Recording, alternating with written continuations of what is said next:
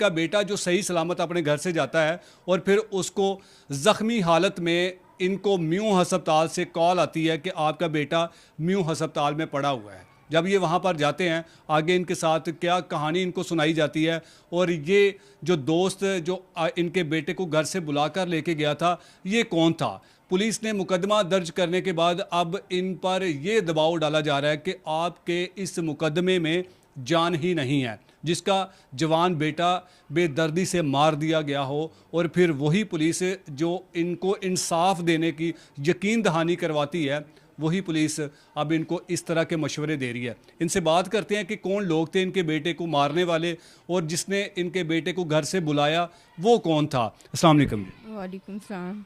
बाजी, क्या हुआ था आपके बेटे के साथ, और कौन उसका दोस्त था जो उसको घर से बुला के लेके गया। तासीन नाम है उसका। एक दिन पहले उसका झगड़ा हुआ था, तो मुझे नहीं बताया उसने झगड़े का। आपके बेटे का झगड़ा हुआ था। हाँ जी, मेरे बेटे का और उसका आपस में झगड़ा हुआ था। पहले उसने थप्पड़ मारा था उसको, फाइक को, तो फिर फाइक ने भी दो लगा दी थी।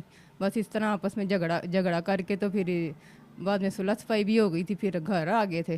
तो अगले दिन ही बाद में इस तरह यानी कि बेल ही हुई है। तो बेल होते ही मैंने कहा, वो खाना खा रहा था फाइक, तो खाना खाते हुए कहता मामा जी मैं अभी आया, मेरा अपना ही। मैं कौन है? कहता मैंने अपना ही है, कोई बुलाने आया मुझे।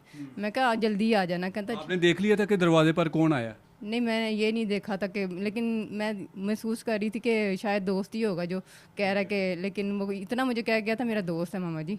तो मैं अभी आया तो वेल पे वो कितने बजे का टाइम था जब आपके दरवाजे पर दस्तक हुई और आपका बेटा आपको बता के गया कि दोस्त आया कोई। 9:30 का टाइम था, जब वो खाना ही खा रहा था बेचारा। खाना भी नहीं पूरा खाया तो भाग गया। रात के 9:30 बजे का। 9:30 बजे का टाइम था, तो खाना खाते छोड़ के चला गया था।